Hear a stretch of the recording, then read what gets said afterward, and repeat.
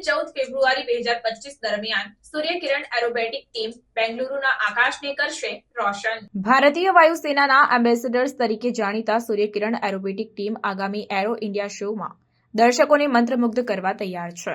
જણાવી દઉં કે 10 થી 14 ફેબ્રુઆરી 2025 દરમિયાન બેંગલુરુના એરફોર્સ સ્ટેશન ખાતે યોજાનારા કાર્યક્રમમાં એસકેટીના શાનદાર હવાઈ પ્રદર્શન જોવા મળશે।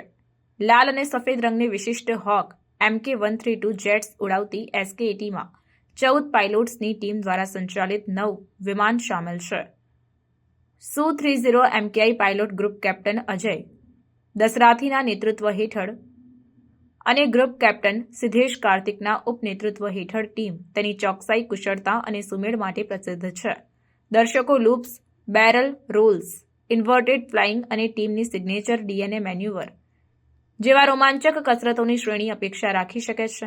તેમના પ્રદર્શનને વધુ દેશભક્તિપૂર્ણ બનાવવા માટે ટીમે સ્વદેશી સ્મોક પોટ્સનો ઉપયોગ કર્યો છે, જે રાષ્ટ્રીય ધ્વજના 3 રંગો ઉત્પન્ન કરી શકે છે।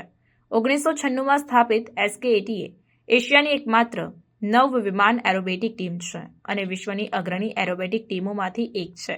ટીમની ટેકનિકલ સપોર્ટ ટીમનું નેતૃત્વ wing commander Abhimanyu Tyadi, squadron leader Sandeep Dhayal અને ફ્લાઇટ લેફ્ટનન્ટ મનિલ શર્મા કરે છે।